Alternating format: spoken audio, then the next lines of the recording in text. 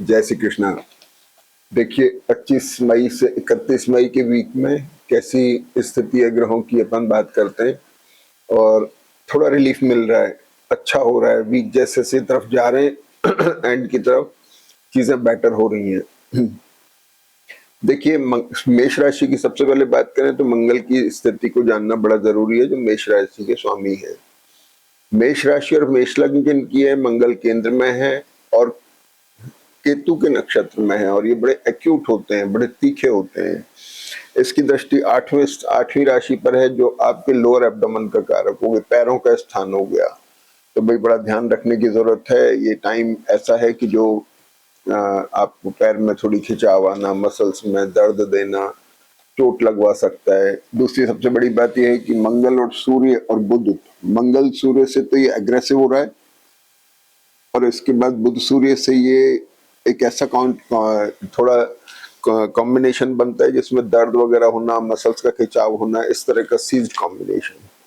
तो इस वीक के अंदर जैसे ही बुध जब तक मिथुन राशि में आएंगे तब तक ये पोजीशन बनी रहेगी, तो इसका बहुत विशेष ध्यान रखना है। दूसरी महत्वपूर्ण बात क्या है कि बुध और शनि से मंगल इस समय सीज्ड पोजीशन में है, तो मंगल जहां जहां देखेंगे वहां थोड़ी जकड़न देंगे। जैसे इस पर राशि पे ही तो कमर से कंधे के बीच में जकड़न, बैकबोन में पेन होना, पेट में दर्द होना।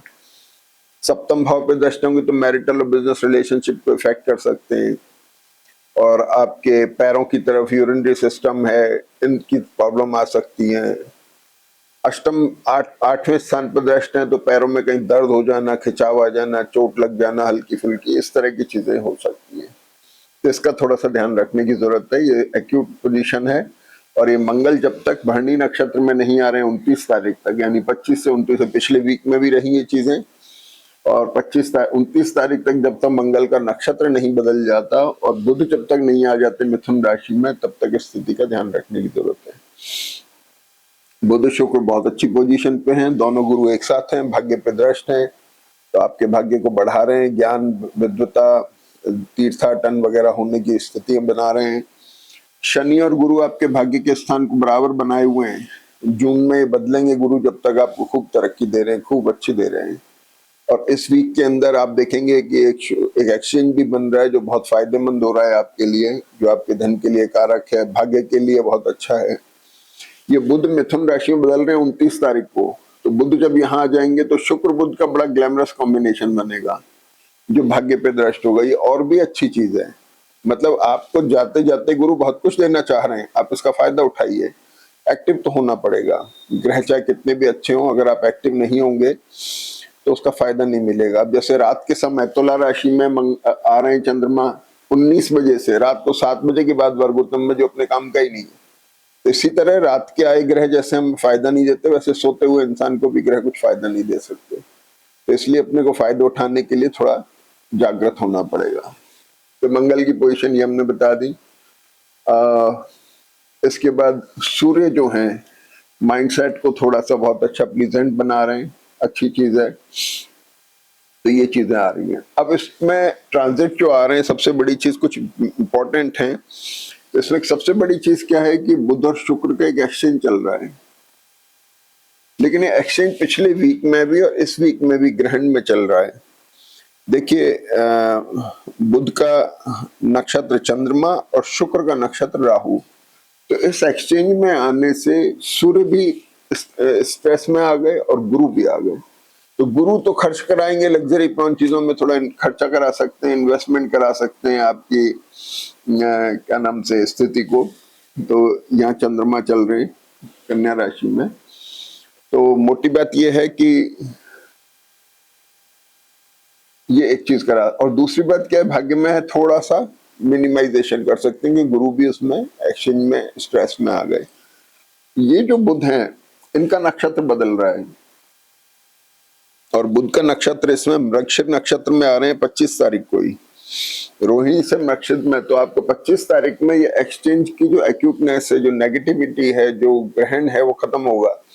लेकिन सूर्य चंद्रमा के नक्षत्र में आ रहे हैं तो फिर एक्सचेंज फिर बना हुआ है, शुक्र और सूर्य का एक्सचेंज बना हुआ है। अब शुक्र सूर्य का एक्सचेंज ये हो गया और शुक्र बुध का एक्सचेंज ये हो गया, ये हो गया। तो कहने का मतलब क्या हुआ कि मैरिटल और बिजनेस रिलेशनशिप इनको थोड़ा इफेक्ट करेंगे जब तक ये एक्सचेंज में है। इसके बाद में नक्षत्र बदलेंगे तो उसे थोड़ा हमें रिलीफ मिल रहा है। और 25 तारीख को चंद्रमा कन्या राशि में आ रहे हैं सुबह 9:10। तो सिंह राशि से वीक शुरू हुआ, चंद्रमा सुबह कन्या राशि में आ गए। शनि चंद्रमा का रिडिफाइनिंग मोड बन रहा है, प्रोफेशनल पार्ट पर रिडिफाइनमेंट आ रहे हैं, लोकेशन को लेकर रिडिफाइनमेंट आ रहे हैं, प्रॉपर्टीज को लेकर रिडिफाइनमेंट आ रहे हैं, पुनर्विचार, सोचना करना, ये सब चल रहा है। और इसके बाद में आप देखेंगे कि चंद्रमा स्थिति ये हो गई और शनि पर दृष्ट है और शनि चंद्रमा की पोजीशन में एक ग्रहों की पोजीशन बन रही है। देखिए 25 मई से लेकर के 25 मई को 15:38 से, मैं लिख देता हूं, 25 मई को 15:38 से और ये 26 मई को सुबह 4 बजे तक है। वैसे तो बहुत ज्यादा नहीं है, सुबह 4 बजे तक है ये कॉम्बिनेशन। तो ये कॉम्बिनेशन थोड़ा इंजरी प्रॉन है और दर्द वर्द दे सकता है, तकलीफ दे सकता है, इसका थोड़ा ध्यान रखें। अगर ट्रैवल होती है, लोकेशन चेंज होती है, प्रोफेशनल चेंज की तरफ चीजें जाती हैं तो कोई दिक्कत वाली बात नहीं है। पेरेंट्स की हेल्थ का यहाँ पर ध्यान रखना है, बड़े बुजुर्ग घर में है तो केयरफुल रहना है। इसके बाद में आप ये देखेंगे कि 27 तारीख को चंद्रमा हस्त नक्षत्र से चित्रा नक्षत्र में आ गया, तो शनि चंद्रमा का कॉम्बिनेशन स्ट्रांग हो गया। विदेश से संबंध में रहने वाले, विदेश में रहने वाले, काम करने वाले लोग जो हैं विदेश में, उनके लिए बहुत फायदेमंद होगा, ये अच्छा होगा। 27 को चंद्रमा तुला राशि में आ रहे हैं शाम को 7 बजे से, मतलब उससे पहले 27 तारीख को चंद्रमा वर्गोत्तम में यहाँ पर 12, 28 से 19, इस टाइम को आप यूज कर सकते हैं किसी अच्छी नई शुरुआत में, किसी नए बिजनेस मीटिंग्स में, टाई अप्स में, जिनके लिए आप इम्पोर्टेंट समझते हैं जिन कामों को, वो आप इस समय में काम कर सकते हैं। इसके बाद शाम को 7 बजे बाद चंद्रमा तुला राशि में आएंगे, वर्गोत्तम में रहेंगे। वो आने वाले जो आगे के करीब 7-8 घंटे हैं उनमें अपने को कोई मतलब नहीं है, नींद का समय होता है, आप सो जाएंगे तो उसका कोई फायदा नहीं होने वाला है। और इसके बाद में फिर 27 तारीख को चंद्रमा तुला राशि में आ गए। तुला राशि में जैसे ही चंद्रमा आते हैं, मंगल से दृष्ट हैं, राहु से दृष्ट हैं, गुरु से दृष्ट हैं, डिससेटिस्फेक्शन ला रहे हैं,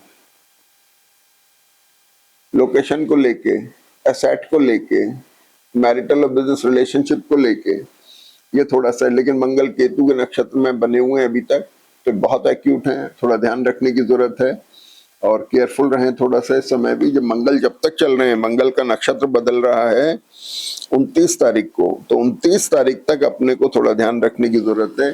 मंगल का नक्षत्र जब बदलता है तब हम जाकर के थोड़ा रिलीफ होते हैं और उस समय चंद्रमा और स्थितियां थोड़ी सी ठीक होती हैं। लेकिन चंद्रमा भरणी, मंगल भरणी नक्षत्र में आके फिर अनस्टेबल हो जाती है, जो एक्यूटनेस थी वो अनस्टेबल हो जाती है, ट्रैवल प्रोन हो गई, असेट को लेकर के, लोकेशन को लेकर के, प्रोफेशनल पार्ट को भी इंपॉर्टेंट है। अब मेष राशि वालों के लिए तो शनि से दशम में धनु राशि है, प्रोफेशनल तो हाई दे ही रहा है, प्रोफेशनल तो उठाव दे ही रहा है, इसमें तो कोई दो राय है ही नहीं। और इसके बाद में फिर बुध मिथुन राशि में आते हैं 29 तारीख को ही।